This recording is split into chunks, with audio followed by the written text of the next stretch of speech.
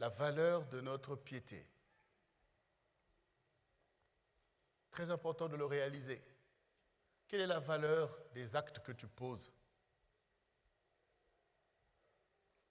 De ta présence parmi les enfants de Dieu? De ta présence dans ce ministère?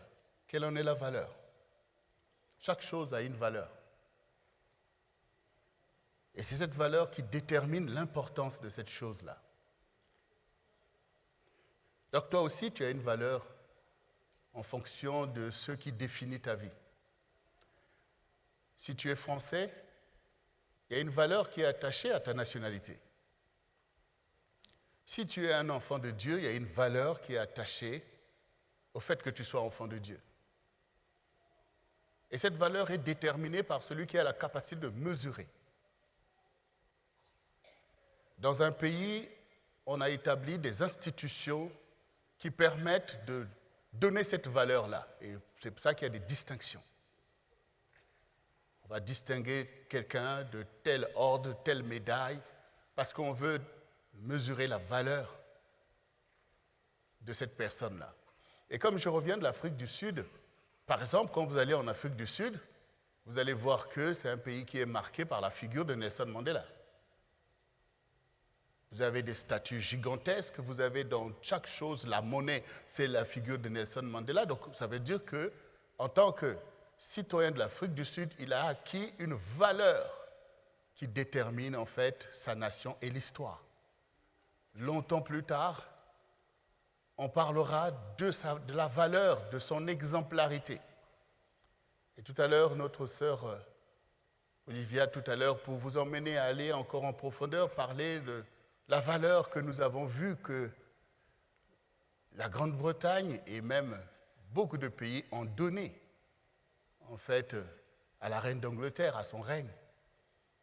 Parce qu'elle a dégagé une valeur que beaucoup ont trouvée honorable et sont venus un peu de partout pour venir l'honorer. En fait. Ce qui veut dire que nous aussi, en tant que croyants, nous voulons avoir une valeur, en fait, devant Dieu qui mesure ces choses. La Bible est marquée par des personnes dont la valeur de leur piété a été exemplaire. Et ils nous servent de modèle jusqu'à aujourd'hui.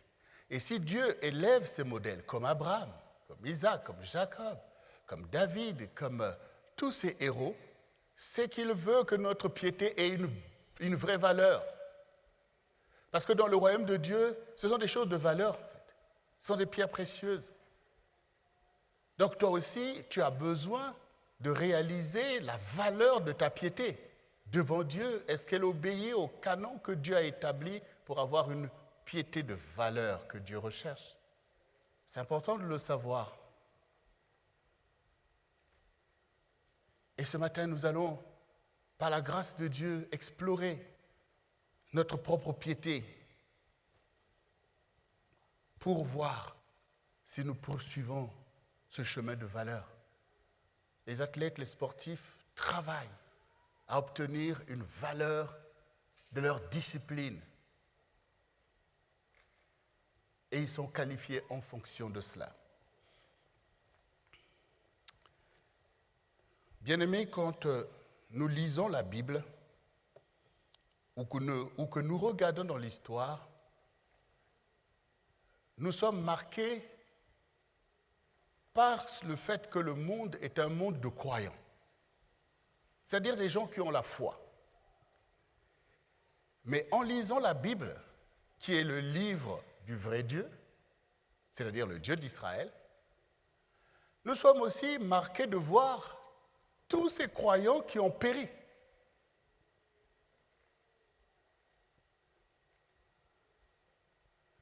Et nous voyons les avertissements en fait que Dieu donne. Quand Jésus lui-même dit qu'à la fin, beaucoup viendront, diront « Seigneur, Seigneur, nous avons prêché en ton nom, guéri les malades, arrière de moi, je ne vous connais pas. Vous qui commettez l'iniquité. » Mais pourtant, c'est des croyants. Pourtant, ils ont prêché en son nom. Ils ont même fait des miracles. Mais le Seigneur dit « Je ne vous connais pas. » Donc, on ne peut pas se contenter d'être des croyants, en fait.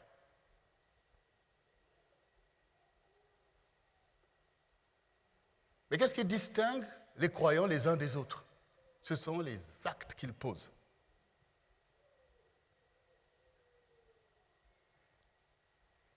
Et j'aimerais que tu connaisses que, puisque le monde est un monde de croyants, donc ce qui va nous distinguer, c'est les actes que nous posons. Et qu'est-ce qui distingue les actes des uns et des autres? C'est la valeur de leur piété. La plupart des actes que les croyants posent sur la terre sont des actes religieux. Mais Dieu recherche des actes de piété. Il y a une différence donc entre des actes religieux que tout le monde pose depuis la nuit des temps, comme on dit. L'homme a toujours posé des actes religieux. Or, Dieu recherche des actes de piété. Alors, on a besoin de comprendre entre les deux. Pour poser des actes religieux, les gens n'ont pas besoin de connaître Dieu. Puisque depuis que l'homme existe, il a toujours posé des actes religieux. Ça se voit. Quand on fait des fouilles archéologiques, on voit bien des actes religieux. Quand Pharaon bâtit une pyramide, c'est un acte religieux. Il pense que dans cette pyramide, il peut se garantir une certaine éternité. Et c'est pour ça que dans cette tombe, on va mettre plein de choses dedans, en disant que le roi aura besoin de ça. On y enterre même des gens qui sont ses serviteurs en disant qu'ils vont le servir dans l'au-delà. Ce sont des actes religieux. Quand on enterre les gens d'une certaine manière, ce sont des actes religieux. Et pour beaucoup d'entre nous, nous posons des actes religieux. Même venir au culte est un acte religieux. Et pour vous montrer que le monde est un monde d'actes religieux, il faut tout simplement le réaliser en fait.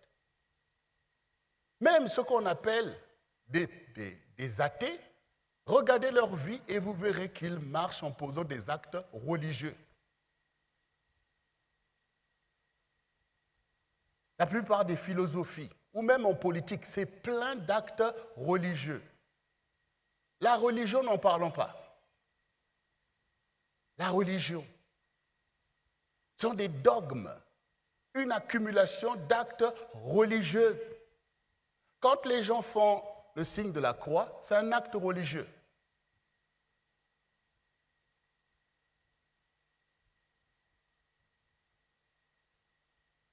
Chanter peut être un acte religieux. Prier, un acte religieux. Payer une dîme, un acte religieux. Venir à l'église, un acte religieux.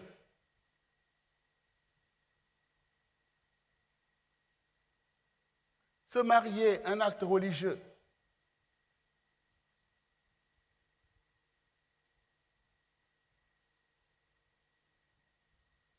Quand quelqu'un se dit musulman, sa vie est remplie d'actes religieux.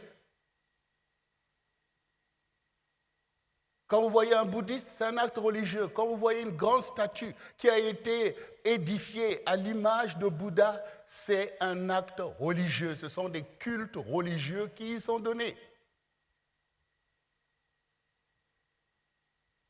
Quand vous voyez ceux qui pratiquent la religion hindoue avec beaucoup de temples dans les maisons, ce sont des actes religieux. Ceux qui marchent dans le vaudou, tout ça, il y a plein de choses à faire, ce sont des actes religieux. Se baptiser, un acte religieux.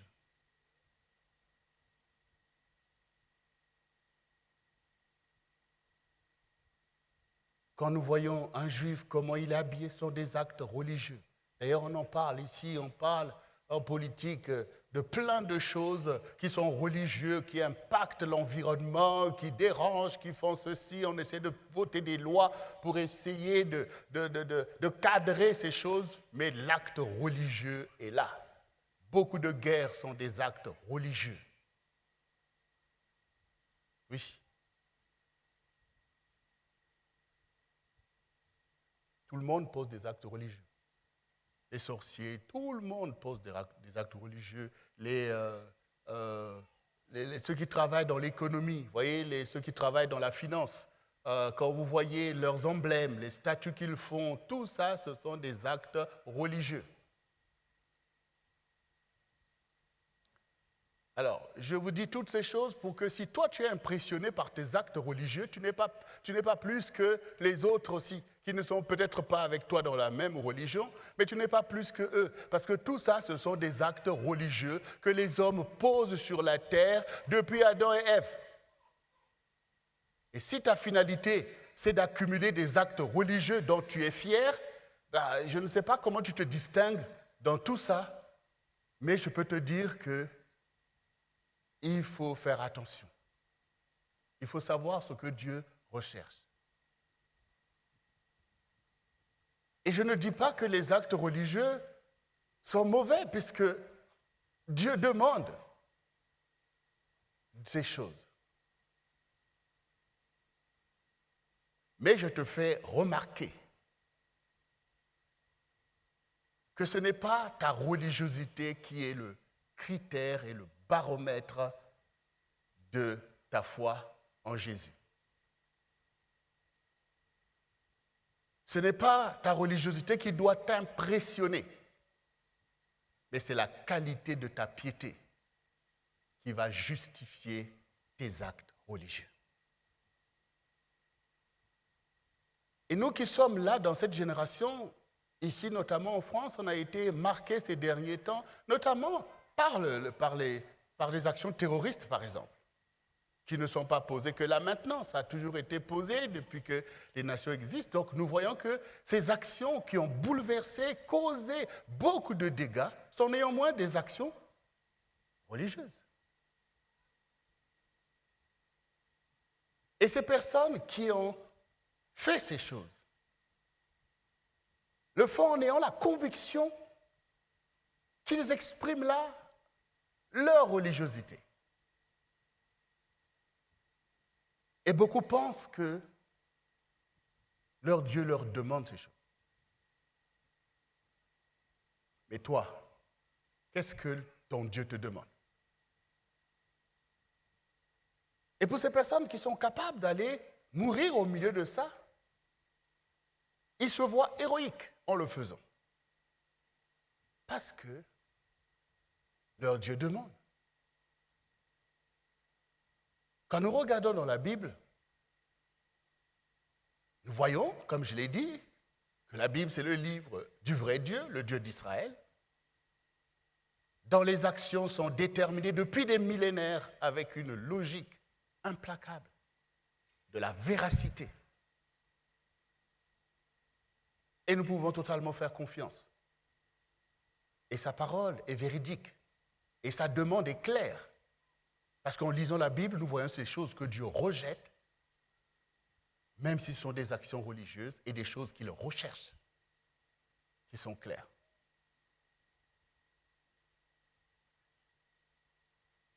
Nous avons vu effectivement que Dieu a conduit les enfants d'Israël dans la terre promise.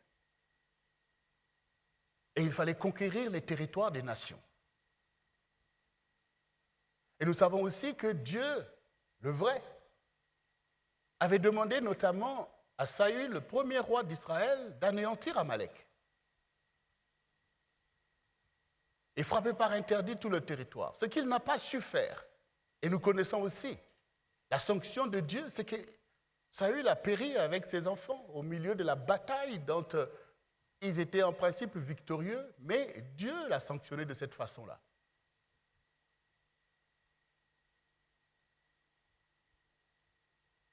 Donc nous savons qu'il y a un temps où Dieu avait ordonné des choses, notamment pour sanctionner l'idolâtrie et établir en fait son peuple sur la terre promise qu'il avait selon sa promesse, parce que Dieu est là pour accomplir sa volonté. Donc il avait ordonné ces choses. Et nous savons combien David, qui l'a succédé, a combattu les guerres de l'Éternel victorieusement parce qu'il était agréable à Dieu et obéissant dans les missions que le Seigneur lui donnait. Mais Dieu a accompli les temps. Donc aujourd'hui, est-ce que nous allons être dans la confusion pour se dire, mais si autrefois Dieu avait donné de telles missions, est-ce qu'aujourd'hui, ces personnes qui, au nom de leur Dieu, posent des actions religieuses, dramatiques, dangereuses et que beaucoup de gens périssent, beaucoup de chrétiens sont à se demander, mais est-ce que ce n'est pas légitime? Pour telle ou telle raison? Est-ce que ce ne sont pas des actes de valeur? Si tu penses des choses comme ça, c'est que tu as raté beaucoup de choses dans ta marche avec Dieu. Si tu trouves que ces actions, parce que ce sont des actions religieuses, peuvent avoir aussi une légitimité à tes yeux, pour telle ou telle raison, des raisons de vengeance ou je ne sais pas quoi, c'est que tu as raté beaucoup de choses avec ton Dieu et que ta piété risque d'être entachée véritablement d'inconstitutionnalité par rapport à la loi du vrai Dieu. Pourquoi? Parce que depuis que Jésus est venu sur la terre, ces temps-là ont été abolis. Ces temps ont été abolis. Il n'y a plus de conquête de territoire qui doivent se faire par l'ordre de Dieu, par la violence. Parce que nous sommes dans les temps messianiques. Des temps qui manifestent clairement la parole qui dit que Dieu a tant aimé le monde qu'il a donné son Fils unique afin que quiconque croit en lui ne périsse point, mais qu'il ait la vie éternelle. Et le Seigneur a dit, aime ton prochain comme toi-même. Que là où il était écrit, tu aimeras ton frère et tu haïras ton ennemi, le Seigneur a dit, tu aimeras ton ennemi. Donc il a totalement aboli la guerre. Il n'y a plus de Dieu qui envoie quelqu'un pour aller tuer les gens ou pour telle ou telle raison. La seule piété que Dieu recherche aujourd'hui, c'est celle par laquelle nous croyons en Jésus, c'est-à-dire le Dieu de paix, et que nous posons sur la terre des actions de piété qui ont à voir avec le don de soi. Aime ton prochain comme toi-même. Dieu a établi un modèle infalsifiable en Jésus-Christ, que le monde a besoin d'amour. Parce que Satan, il essaye toujours de singer Dieu. Il s'immisce pour tourner les choses à la catastrophe. Donc, comment Jésus a vaincu le monde? Comment il a vaincu les dominations, les principautés, les puissances de l'air? Comment il a dépouillé les puissances? Comment il a vaincu Satan sur la terre? Est-ce qu'il a dit, quand Pierre a sorti son épée, il dit, allez, tue-le, massacre-le? C'est ce qu'il a demandé. Comment peut-il encore demander, comment pourrait-il demander aujourd'hui à ses fidèles d'aller prendre l'épée pour aller, je ne sais pas si c'est le venger lui ou si c'est te venger toi?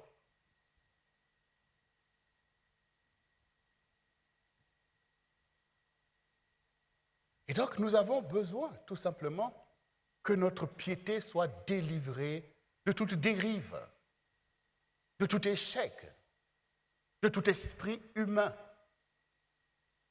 Parce que tout ça, c'est l'intrusion de Satan dans la vie des croyants pour erroner leur piété et poser des actes graves.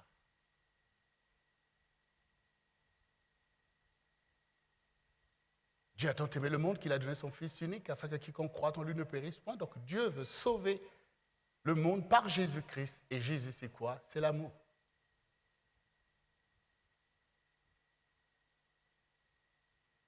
Donc nous avons besoin de réaliser que les actions religieuses, oui, mais ça ne suffit pas.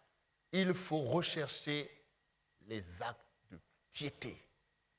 Parce que la piété se distingue de toutes les religiosités. Parce que la piété, c'est d'abord la foi en Dieu. Et puisqu'il y a beaucoup de dieux sur la terre, donc chacun peut se prévaloir de dire, moi aussi j'ai la foi dans mon idole, j'ai la foi dans ma statue, et cette personne prend son idole pour Dieu. Donc, la foi doit d'abord découvrir Dieu. La foi doit se plonger dans le vrai Dieu. Parce que si la foi c'est dans les idoles, comme nous voyons dans le monde, comme nous voyons dans la Bible, dans les Baals et tout le reste, cette foi est déjà erronée. Elle est tout simplement une manipulation de Satan par des esprits de Python qui poussent les gens à s'attacher à de vaines idoles, ce que Dieu déteste. Donc la piété doit d'abord être vraie. Et cette piété est vraie par le fait qu'elle est attachée au vrai Dieu, que c'est ta projection dans le vrai Dieu. C'est pour ça que je vous ai précisé. On parle du Dieu de la Bible, que c'est le Dieu d'Israël. C'est ce peuple-là qui a marché avec Dieu pendant des millénaires. Et le vrai Dieu, c'est leur Dieu. Si quelqu'un te dit le contraire, eh bien voilà un agent de Satan pour te garder égaré dans l'idolâtrie qui a toujours gangréné le monde. Et c'est tout ce que Satan veut, c'est l'idolâtrie en fait. Que tu crois dans ton je ne sais pas quoi, peu importe. Satan, il sait que l'homme est un homme de foi. Satan le sait. Et d'ailleurs, lui-même, il a besoin que les gens soient des hommes de foi. Mais pas la foi dans le vrai Dieu. Donc, il travaille à ce que cette foi ne soit pas plongée dans le vrai Dieu parce qu'il sait que si ta foi est dans le vrai Dieu, Dieu va utiliser cette foi pour faire de toi un acteur sur la terre en posant des actions de la vraie piété et accomplir la volonté de Dieu. Or, si les gens s'attachent à des vaines idoles, ainsi, ils ne peuvent pas recevoir la puissance de Dieu. Il peut les manipuler pour poser des actions religieuses graves. Et d'ailleurs, mettre tout ça sur le dos de Dieu.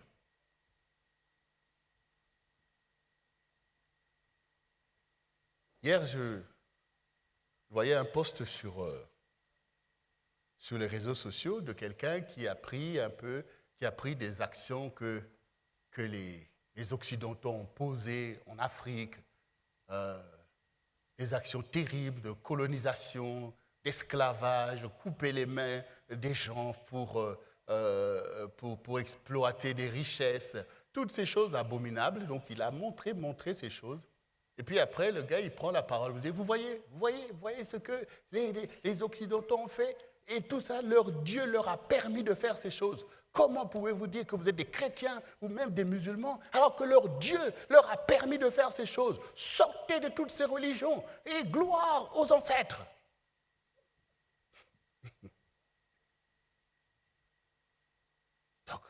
Donc on voit en fait comment on veut mettre sur le dos du vrai Dieu des actions religieuses erronées des uns et des autres.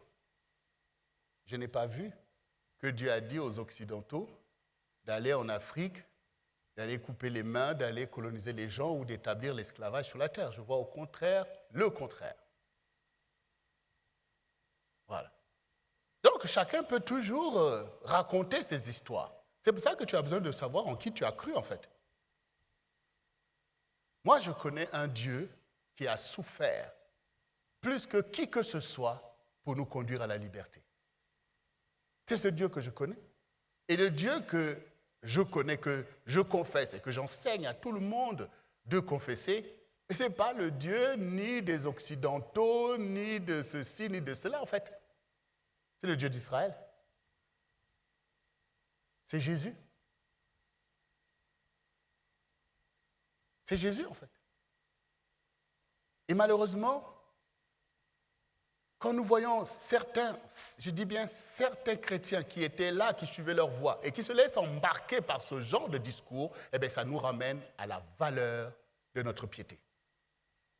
Ça ramène à la valeur de la piété des uns et des autres.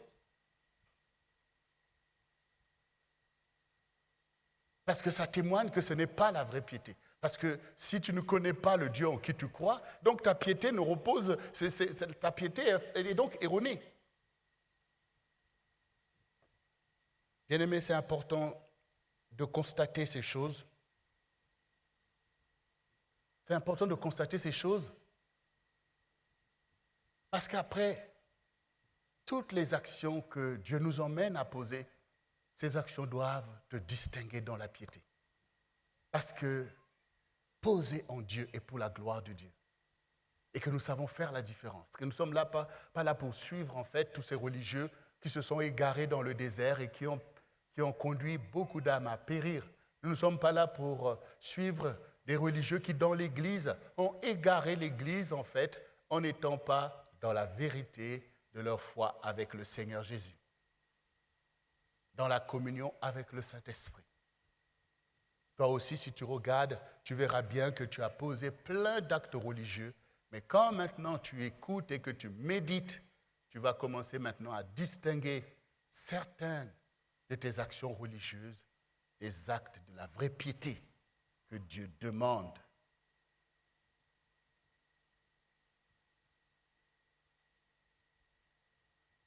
Dans le livre de Osée, chapitre 6, le verset 6, voici ce qui est écrit. Car j'aime la piété et non les sacrifices, et la connaissance de Dieu plus que les holocaustes.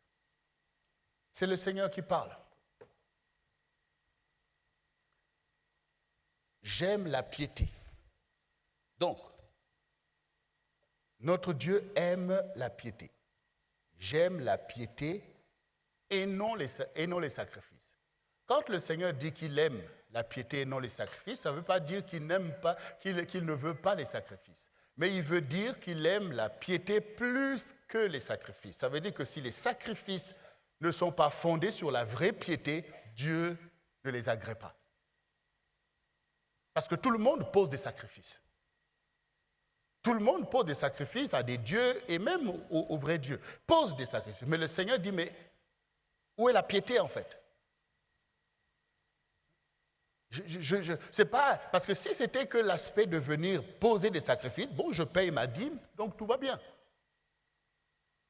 Je sacrifie des moutons, des pigeons, donc tout va bien en fait. Le Seigneur dit non.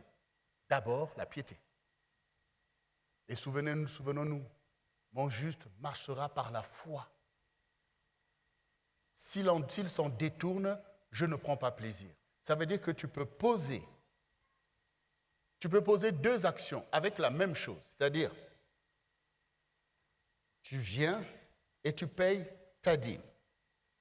Déjà une dîme exacte de ton revenu. Tu reviens le mois prochain. Tu apportes au Seigneur la dîme exacte de ton revenu. Dieu peut agréer un et rejeter l'autre. Parce que la façon dont tu as posé peut-être le premier était un acte de piété, mais dans ta marche ou dans tes pensées ou dans je ne sais pas quoi, la façon dont tu as posé le deuxième sacrifice n'est plus dans la piété, mais tout simplement dans la religiosité. Et Dieu peut rejeter. L'autre dit, mais Seigneur, la dernière fois tu as accepté, mais là pourquoi tu rejettes? C'était comme l'histoire entre Caïn et Abel. Caïn a posé un acte pour adorer Dieu et cet acte a été rejeté. Abel a posé un acte et ça a été agréé. Alors du coup, il y en a qui ont pensé que peut-être que Dieu préfère la viande que les fruits et n'importe quoi. Vous voyez? Ce que Dieu a agréé, c'est la piété de Abel par rapport à l'attitude, bien que religieuse, de Caïn, qui n'avait pas de piété. Et je vais prendre le temps de pouvoir faire que ta piété puisse reposer sur des fondements véritables. Parce que les actes de piété sont demandés sur la terre.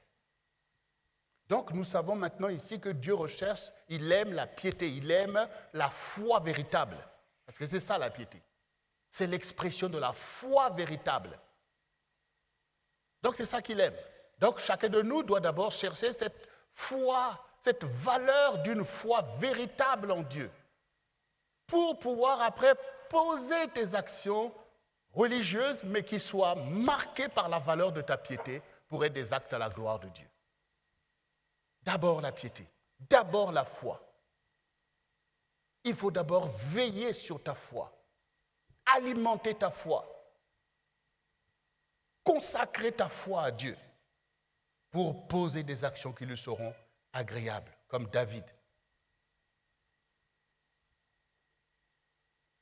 Et il y avait aussi un homme qu'on appelle Néhémie, qui connaissait en fait ces choses, qui connaissait la distinction entre les actions de foi et des actions religieuses. Et lui, il disait toujours à Dieu, « Souviens-toi de mes actes de piété pour ta maison. » Il n'a pas dit « Souviens-toi de mes actes religieux », puisqu'au milieu de son peuple, il sait que tous ils font des actes religieux. Mais il dit « Souviens-toi de mes actes de piété pour ta maison ».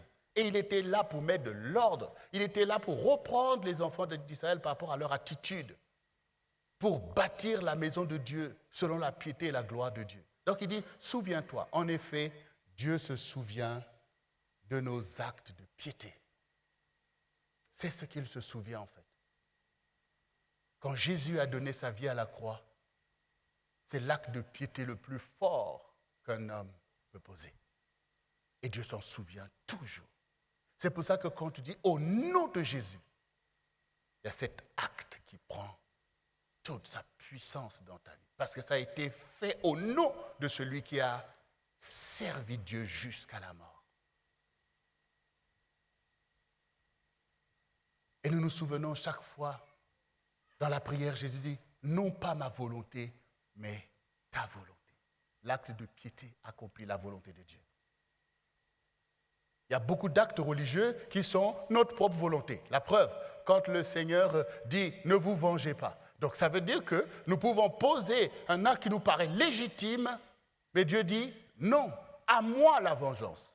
Or, quand toi tu te venges, tu peux dire, j'ai raison. Mais ta raison n'est pas fondée sur la vraie piété. Parce que la vraie piété laisse à Dieu la vengeance. Et nous nous souvenons aussi ce que Jésus a dit, que votre justice doit être plus grande que celle des pharisiens. Donc la vraie justice, c'est le fait que par la piété, par la valeur de ta piété, tu sais faire les choses selon Dieu et non pas selon ton propre désir ou tes plaisirs ou même des actes religieux qui t'entourent, mais toujours ce qui plaît à Dieu. Car le Seigneur a dit, j'aime la piété, j'aime la piété. Et la piété se fonde sur la vérité et sur la volonté de Dieu. Donc quand toi tu poses un acte en sachant que oui, Dieu prend plaisir dans cet acte, même si ça me déplaît, mais parce que Dieu y prend plaisir, je veux le faire. Ça, c'est la vraie piété. Non pas ma volonté, mais ta volonté. Oui, il aurait voulu que cette coupe s'éloigne, parce que c'est la coupe du péché, de toutes les abominations de tes péchés qu'il devait boire. Il dit, Père, s'il est possible que cette coupe s'éloigne, mais non pas ma volonté, mais ta volonté. Souviens-toi de mes actes de piété. Je veux que tu poses des actes de piété pour que Dieu s'en souvienne. Et nous le voyons aussi dans Malachie. Quand ceux qui adoraient, servaient le Seigneur disaient, mais qu'avons-nous gagné à servir l'Éternel, à marcher tristement à cause de l'Éternel? Maintenant, nous estimons les méchants même plus heureux que nous. La Bible dit que Dieu écouta. Et il dit, et un livre de souvenirs fut écrit. Et le Seigneur dit, il y aura une distinction entre le juste et l'injuste. C'est-à-dire que Dieu se souvient des actions de piété. Il dit, ils seront à moi au jour que j'ai préparé. Dieu rétribue fidèlement les actes de piété. Il rétribue fidèlement tes actes de piété.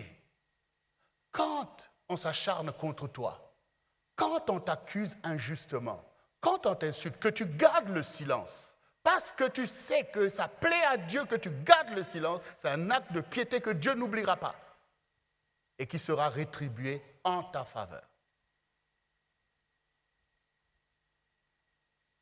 ton témoignage doit être marqué par des actions de piété à la gloire du Seigneur. Et c'est pour ça que dans le livre de Osée, nous voyons en fait comme un procès entre Dieu et son peuple, et que Dieu juge son peuple par rapport à la piété, et démontre combien ils se sont disqualifiés par rapport à la valeur de leur piété. Et pourtant leur vie est remplie de religiosité. Et le Seigneur pourrait t'adresser aussi beaucoup de reproches sur ta façon de marcher en tant que chrétien, dans ta vie, dans l'église, dans le ministère et dans ta maison. Dans ta maison. Nous bâtissons l'église par des actes de piété. Nos maisons aussi par des actes de piété. Ta maison va être à la gloire de Dieu par des actes de piété. Or, regardez ce qui se passe dans beaucoup de maisons de chrétiens. Ce sont des actions de piété.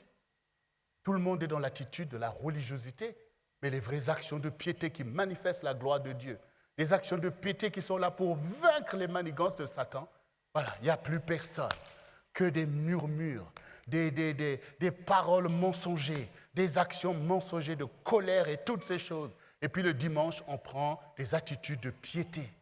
Attitude de piété, c'est-à-dire l'apparence de piété, mais quand on creuse, on ne voit plus ceux qui ont fait la valeur.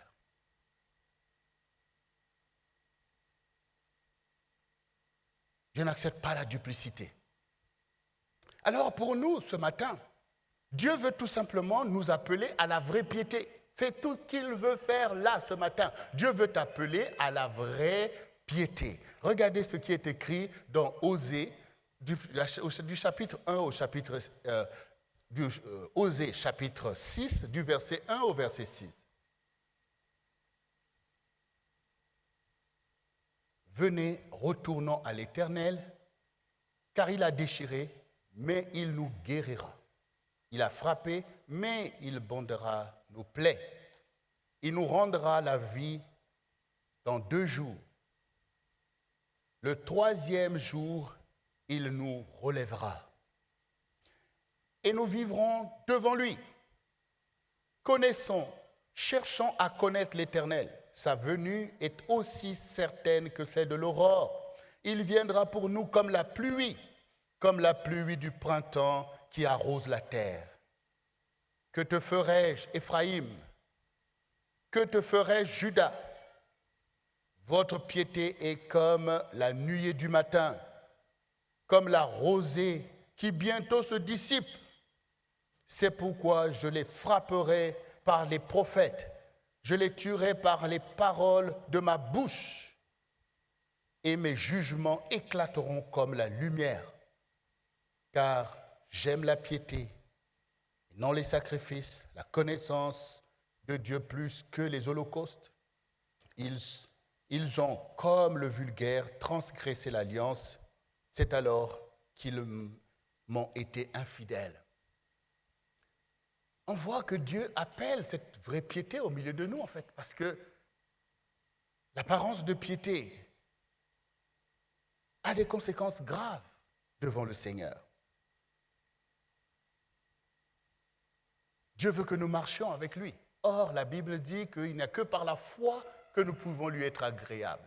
Et par cette foi que Dieu suscite, dont il est lui-même le consommateur, Dieu veut marquer l'histoire par des actes à sa gloire. Par la valeur de ta piété qui glorifie Dieu, Dieu va t'utiliser. Mais pour faire avancer son royaume, parce que le royaume de Dieu n'avance que par des actions de piété à sa gloire. Puisque nous avons vu que beaucoup d'actes religieux sont en fait instrumentalisés même par le diable. Donc nous cherchons des actions de piété, ce que Jésus a enseigné, ce qu'il a montré lui-même par ses actions et enseigné à ses disciples de pratiquer, c'est ça les actions de piété. Tout ce que Jésus donne, des paraboles, quand Jésus enseigne à ses disciples, aime ton prochain comme toi-même, c'est ça les actions de piété que tu dois pratiquer tous les jours, parce que si tu les fais, le royaume va se déployer. Va se déployer d'abord dans ta maison. Le royaume va se déployer. Dans l'Église, le royaume va se déployer. Dans le CRC, le royaume va se déployer. Pourquoi? Parce que Dieu n'aura aucun problème d'utiliser chacun de nous pour poser des actions qu'il veut, en fait. Voilà, il n'aura aucun problème pour faire se lever des gens pour aller prêcher son évangile. Il n'aura aucun problème pour faire se lever des gens pour s'occuper de ses brebis les plus faibles. Il n'aura aucun problème pour se donner les moyens de bâtir un temple de gloire, puisque chacun de nous, mu par la vraie piété, reçoit de Dieu les actions à poser. Voilà. Quand sur la terre, nous crions « Oh Seigneur, sauve-nous! Oh Seigneur, j'ai faim! Seigneur, telle chose! Seigneur, je suis seul! » Quand nous déclarons ces choses, Dieu entend. Mais comment il répond? Comment il répond? C'est un ange qu'il va envoyer chez une femme qui est seule pour venir l'épouser? Donc Dieu va susciter des actions de piété au milieu de son propre peuple, où l'homme va quitter son père et sa mère va s'attacher à sa femme par la vraie piété. Pas par l'intérêt ni par des calculs, je ne sais pas de quoi, mais pour obéir à la volonté de Dieu. On le fait parce que c'est la volonté de Dieu et que cela est agréable. Toi qui veux la gloire, il faut apprendre la gloire de celui qui est glorieux. Pas de tes propres pensées manipulées. Le Seigneur est venu pour nous sauver du monde.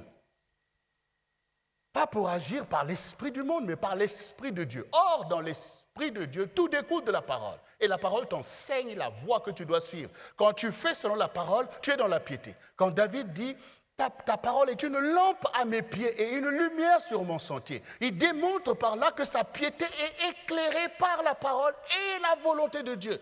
La parole de Dieu, tu l'entends, mais est-ce que tu vas l'accomplir? Parce que si tu l'accomplis, c'est parce que tu veux faire la volonté de Dieu. Oui.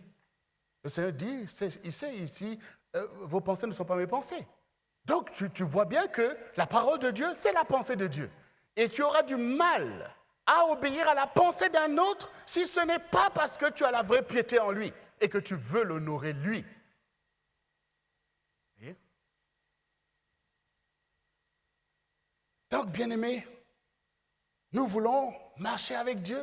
Dieu est intéressé à conduire l'histoire à son accomplissement. L'histoire des peuples, l'histoire des familles. Il est là pour démontrer que sa parole est vraie, pour vaincre Satan dans tous les plans où il instrumentalise la culture des hommes. Dieu est là pour nous conduire dans des actions de piété. Tous les jours, Dieu doit accomplir des actions de piété au travers de toi, parce que ta vie est connectée au vrai Dieu et pour faire sa volonté. Tu es dans la communion du Saint-Esprit. Tout ce que tu veux faire, c'est ce qui plaît à Dieu. C'est ça qui est appelé ici, surtout pour nous qui sommes dans l'année du royaume, de la puissance de Dieu et des vocations. Parce que les vocations sont l'expression de la vraie piété.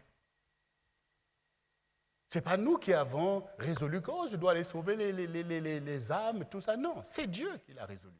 Et parce que nous a donné la foi, que nous avons reconnu cette foi pour marcher selon cette foi, alors Dieu va nous utiliser pour sauver les âmes que lui-même a résolu de sauver dès avant la fondation du monde. Donc, ce à quoi je dois veiller, c'est ma piété en fait. C'est ma piété. Peu importe les actions que je pose, je ne peux pas moi-même me laisser impressionner par ces choses, mais je veille à la valeur de ma foi comme dans l'amour. Chacun doit veiller à sa relation, à la valeur de son amour pour sa femme, pour son mari, pour ses enfants, pour Dieu. On veille à cette qualité. C'est ta part de veiller à ta piété. Est-ce que ce que je fais là, est-ce que je le fais pour Dieu? Est-ce que ce que je fais est rempli d'amour pour Dieu? Est-ce que ce que je fais est dans la crainte de Dieu? Est-ce que c'est à toi? Ça, c'est ta part en fait. Puisque tu es libre, tu poses des choix. Dieu t'appelle, tu dois répondre. La valeur de ta réponse à Dieu. C'est toi qui veilles à ces choses. Parce que ton cœur, c'est ton cœur. Tu peux ouvrir à ton cœur plein d'influences, en fait. Voilà. Comme une femme peut dire, bon, je t'aime, et puis trouver quand même le moyen d'aimer je ne sais pas qui d'autre, ainsi de suite. Donc, vous voyez, donc c'est chacun qui veille pour dire, non, j'aime et je me tiens fidèle. Dans la piété, nous commençons à comprendre que cette piété est-elle fondée sur la fidélité. Et là, le Seigneur dit, c'est ainsi qu'ils me sont devenus infidèles. Parce que quand le Seigneur dit que votre piété est comme la nuée du matin, il y a d'autres expressions dans lesquelles la nuée, c'est quelque chose de grand, la nuée du Seigneur. Mais là, quand le Seigneur dit comme la nuée du matin, c'est-à-dire comme la rosée, c'est que le matin, quand il y a la nuée, vous voyez, c'est frais, il y a l'eau, mais ça va se dissiper. Quand la journée va commencer à monter, boum, ça disparaît.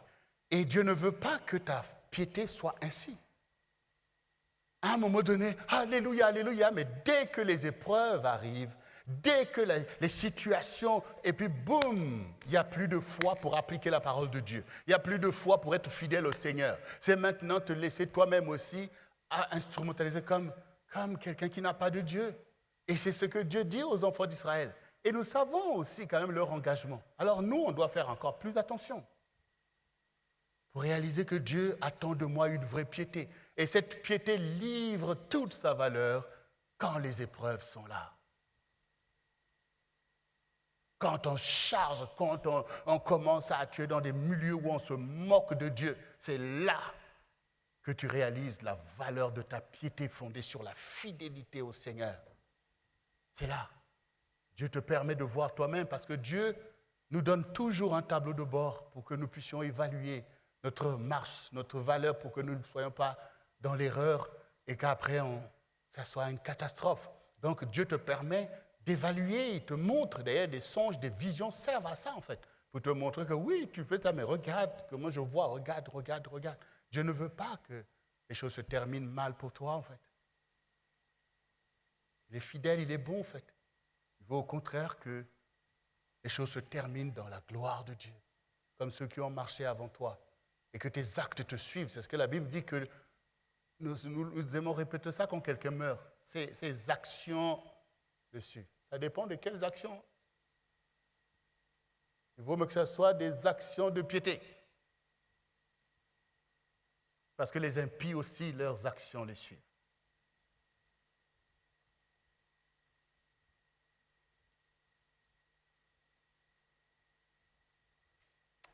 Bien-aimés, ce qui importe, c'est de prendre la victoire sur l'impiété. L'impiété, c'est le danger qu'il faut vraiment éviter. Regardez dans 2 Timothée, le chapitre 3, du verset 1 au verset 8, voici ce qui est écrit. Sache que dans les derniers jours, il y aura des temps difficiles, car les hommes seront égoïstes, amis de l'argent, fanfarons, hautains, blasphémateurs, rebelles à leurs parents, ingrats, irreligieux, insensibles, déloyaux, calomniateurs, intempérants, cruels, ennemis des gens de bien, traîtres, emportés, enflés d'orgueil, aimant le plaisir plus que Dieu, ayant l'apparence de la piété, mais reniant ceux qui en fait la force. Éloigne-toi de ces hommes-là. Il en est parmi eux qui s'introduisent dans des maisons et qui captivent des femmes d'un esprit faible et borné, chargées de péché, agités par des passions de toute espèce, apprenant toujours et ne parvenant jamais à arriver à la connaissance de la vérité. De même que Janès et Jambres s'opposèrent à Moïse, de même ces hommes s'opposent à la vérité, étant corrompus d'entendement, réprouvés en ce qui concerne la foi. Nous voyons le piège de l'impiété que l'ennemi tend pour erroner la vie des croyants ou des fidèles qui trouvent à vouloir concilier leur foi en Dieu et leur amour des choses du monde. C'est la corruption. Alors que la piété, la vraie, est là pour nous délivrer de cette idolâtrie, en fait. Parce que tout ce que nous sommes en train de lire, c'est le piège de l'idolâtrie. Voyez, quand le Seigneur dit « les gens seront égoïstes », l'égoïsme, par exemple. L'égoïsme, par exemple, c'est un piège. Être égoïste veut dire quoi? Ça veut dire que tu as eu la grâce, ou même, je ne sais pas par quel moyen, d'avoir peut-être même des biens injustes. Et tu te dis, oui, c'est à moi. Mais je te rappelle qu'il est écrit que la terre appartient à l'Éternel et tout ce qu'elle renferme. Les hommes, les bêtes et les choses. Donc quand toi tu dis, c'est à moi, tu le dis devant qui? Tu le dis devant celui à qui ces choses appartiennent. et qui a établi des valeurs de la piété sur la terre, en disant que les plus forts soutiennent les plus faibles. Et souvenez-vous, le jeune homme riche, qui a dit, que dois-je faire pour hériter de ton royaume? Il dit, mais il faut pratiquer la loi. Mais j'ai fait ces choses depuis mon enfance. Vous voyez, la religiosité, c'était un bon religieux. Le Seigneur a dit, il te manque des actions de piété. Tu as beaucoup de biens, vends et donne aux pauvres. Cale. Le jeune homme a calé. Vous voyez la différence? Il paye ses dîmes, il fait plein de choses pour les religieuses, mais quand maintenant Dieu a demandé une vraie action de piété qui est celui de prendre ce qu'il avait pour soulager la souffrance de ceux qui souffrent parce qu'ils n'ont pas le moyen d'avoir accès à ces choses, boum, plus de foi en Dieu. Donc voyez vous-même. Mais la vraie piété est là pour te délivrer de l'égoïsme qui est dans le monde. Toi aussi, tu peux refuser les actions de piété que Dieu te demande pour l'avancement de son royaume. Tu vas dire, c'est à moi. Le monde est à toi. Eh bien, tu vas périr avec le monde si tu continues comme ça, en fait. Parce que ce sont les actions de piété qui vont te délivrer de la corruption qui est déjà dans ces choses-là, que tu dis que c'est à toi, en fait. Le monde va périr. Avec tout ce que vous voyez là, toutes ces voitures, ces maisons, tout ça, ça va périr. Et c'est pour ça que quand ce jeune homme est parti, le Seigneur a dit, mais il est difficile pour le riche de rentrer dans le royaume de Dieu. Et là même, ses propres disciples étaient scandalisés. Ils disent, mais comment ça? Mais finalement, qui peut rentrer dans ce royaume? Parce qu'eux aussi aspirent à être riches. Mais qui peut rentrer? Le Seigneur leur dit, il est difficile à ceux qui se confient dans les richesses de rentrer dans le royaume. Parce que ces choses-là ne vont pas rentrer dans le royaume. Mais comme tu te confies dans ces choses, donc, tu vas périr avec ces choses. Donc, il faut se confier en qui? Il faut se confier en Dieu qui t'enseigne la voie que tu dois suivre, qui est là pour te sanctifier, pour te purifier du péché qui gangrène le monde, pour mettre dans ta vie des actions de piété dont Dieu va s'en souvenir pour dire « Il est à moi, elle est à moi ». C'est ça, bien-aimé. La vraie piété te délivre de l'égoïsme. On n'est pas là pour aimer l'argent, en fait. On est là pour aimer Dieu et donc utiliser les choses qu'il met à notre disposition pour le glorifier et pour accomplir sa justice sur la terre. Quand tu fais du bien à ta maison ou aux gens vers qui Dieu t'envoie ou pour l'œuvre du ministère, tu utilises les moyens. Comme le Seigneur dit, faites-vous des amis avec des biens injustes. Ça veut dire les biens injustes peuvent nous servir si c'est pour faire des amis dans le royaume de Dieu. Voilà. Parce que Dieu me dira que, mais voilà, alors que les autres tombent dans l'idolâtrie de ses biens, lui ne s'est pas détourné du royaume. Au contraire, il a utilisé ces choses pour faire avancer le royaume. Cela lui soit compté comme justice. La vraie piété te délivre de l'amour de l'argent. La vraie piété te délivre de l'amour de l'argent. La vraie piété te délivre de l'orgueil, de fanfaronnade. Vous voyez ce que dans la Bible on appelle l'orgueil de la vie. Moi ma position, moi je suis ceci, La vraie piété te délivre parce que connaissant que la gloire appartient à Dieu, tu vas t'humilier. Tu vas t'humilier en fait. Même si Dieu te distingue parmi tes frères, tu vas t'humilier. C'est un dit à ses disciples qui se disaient, qui est le plus grand entre nous? Il dit, attention, dans le monde, les rois des nations les oppriment, les oppressent. Mais parmi vous, que le plus grand soit le serviteur des autres. Jésus n'est pas là pour nous laisser que le diable vienne te piéger dans son caractère malveillant. Tu es là pour ressembler au Seigneur. Il dit, voyez, je suis Seigneur, mais c'est moi qui vous sers. La vraie piété, ta vraie piété va te délivrer de l'orgueil, qui sont des choses qui se manifestent dans l'âme.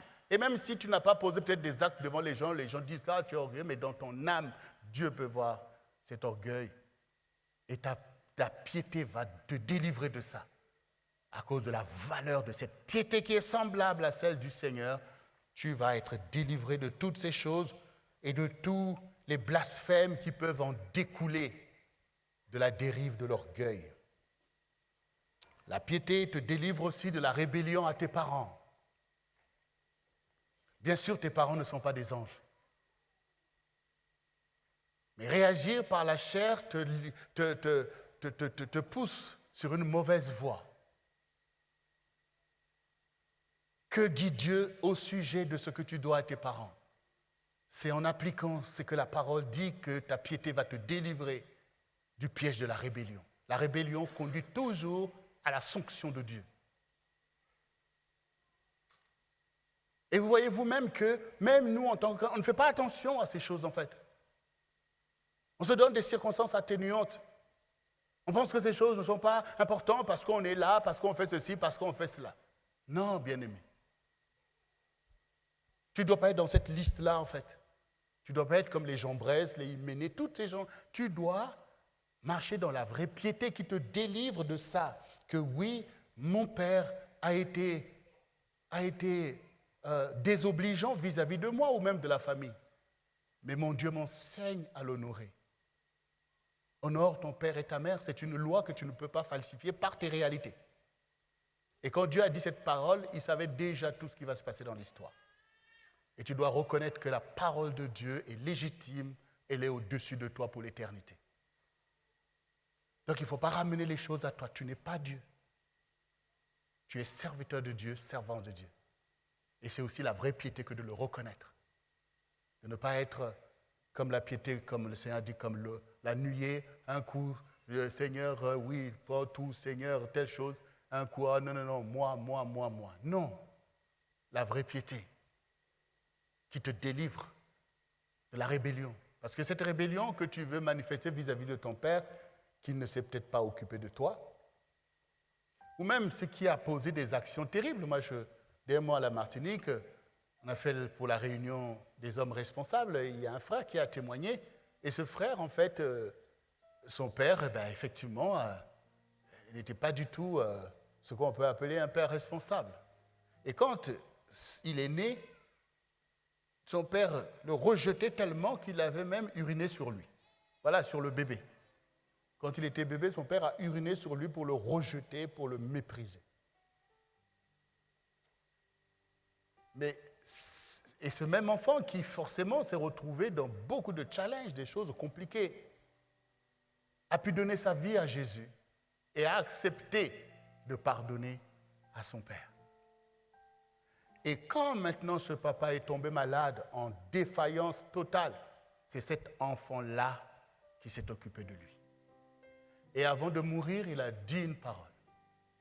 Il a dit, pourtant je t'ai rejeté, mais c'est toi qui as pris soin de moi. Est-ce que ce n'est pas la vraie piété? C'est ça que Dieu s'en souvient en fait. Parce qu'il s'est souvenu que la parole de Dieu est plus grande que ses épreuves. D'ailleurs, nous le chantons ici, non? Nous chantons que... qu'est-ce qu'on dit? Oui, que Dieu est plus grand que mes épreuves, non? Mais oui, Dieu est vraiment plus grand que tes épreuves. Mais ces choses nous impactent parce qu'on souffre, parce qu'on est là-dedans, on pense que non, Dieu ne réalise pas vraiment. Non, bien-aimés, laissons la vraie piété nous délivrer. Et de toute la liste, en fait, l'ingratitude, la déloyauté, les calomnies, toutes ces choses. Aimer le plaisir plus que Dieu, c'est le caractère de cette génération. Le Dieu de ce siècle, c'est le plaisir, en fait. Et Satan veut, au travers du plaisir, anéantir, en fait, ta piété. Vous dire, oui, je crois en Dieu, mais quand même là, j'y trouve mon compte dans ces choses. Et les gens sont là connectés à des impuretés au travers d'Internet, au travers des téléphones, au travers des actions que le diable arrive à poser dans ta vie. Et ces choses-là deviennent une foule de calamités sur toi.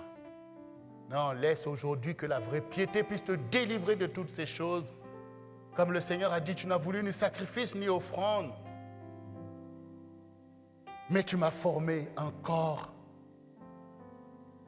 Et voici, je viens comme cela est écrit dans le rouleau du livre, pour faire, ô Dieu, ta volonté. Pour faire ta volonté. Dans la piété, nous sommes dans le culte raisonnable qui est le sacrifice de notre corps pour servir le Seigneur. Romains 12. Offrez vos corps en sacrifice à Dieu, ce qui sera pour vous un culte raisonnable, afin que vous soyez transformés par le renouvellement de l'intelligence pour discerner ce qui est bon, agréable et parfait. Ce qui est bon, parfait et agréable. La vraie piété produit des actions qui sont bonnes, agréables et parfaites au Seigneur.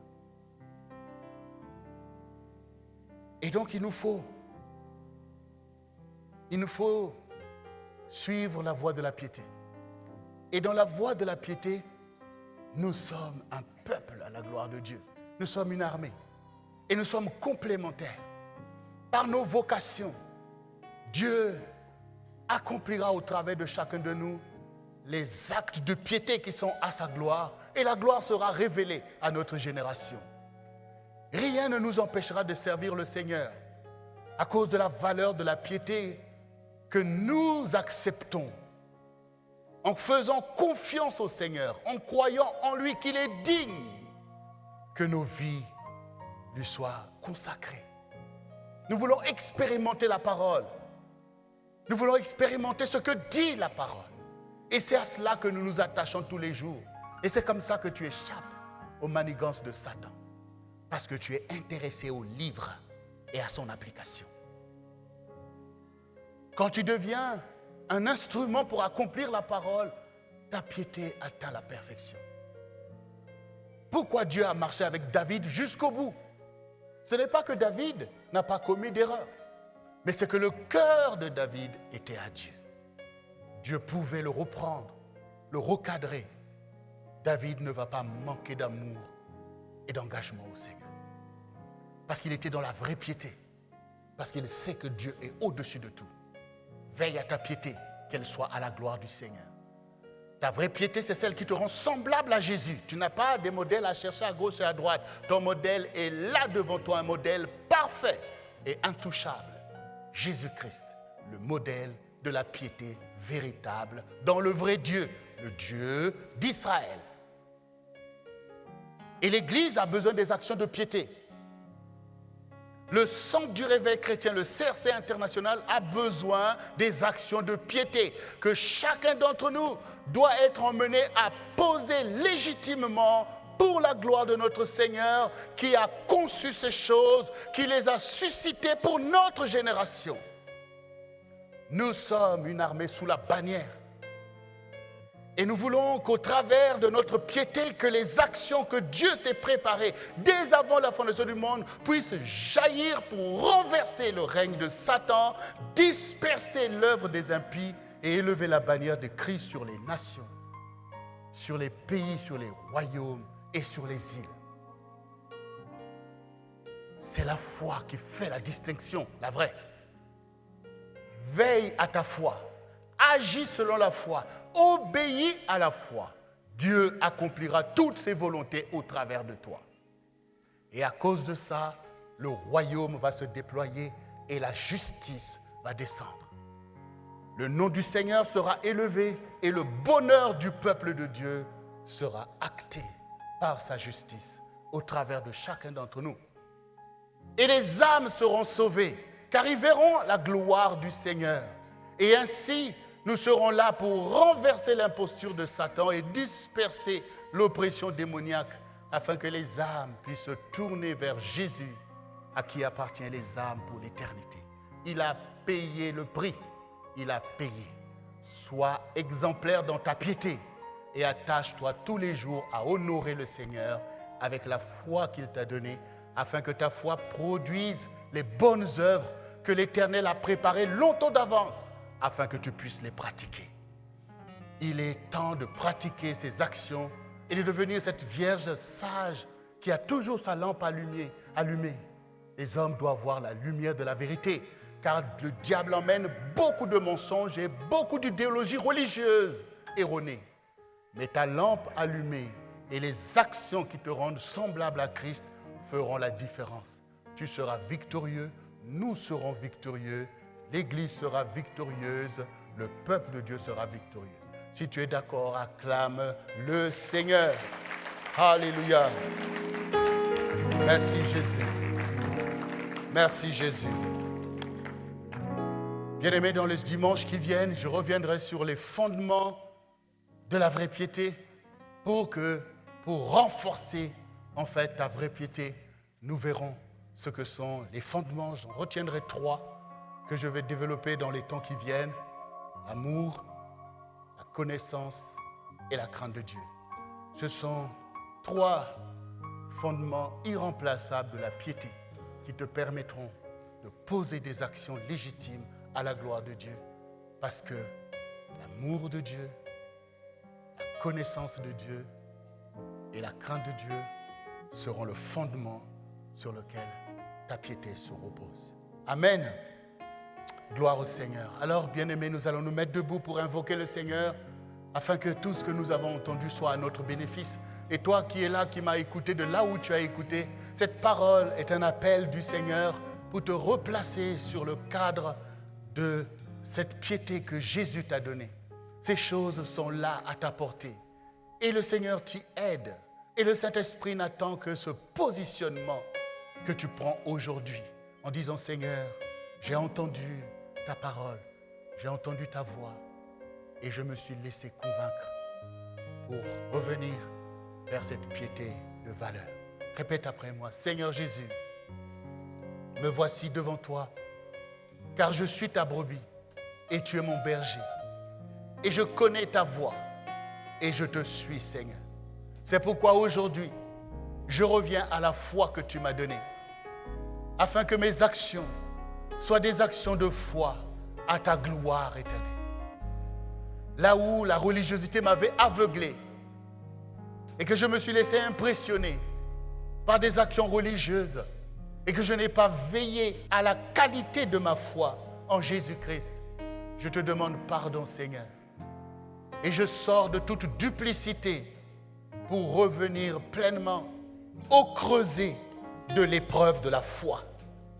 Seigneur, aide-moi aujourd'hui, Seigneur, à retrouver ma bonne trajectoire pour accomplir les œuvres que tu as préparées pour ma vie, Seigneur. Quels que soient les sacrifices, je reconnais que tu m'éprouves pour mon bien, afin que ma foi soit de qualité devant toi. Seigneur, me voici de tout mon cœur. Je m'engage, Seigneur, sur la voie de ton appel. Conduis-moi, Saint-Esprit, par la vérité.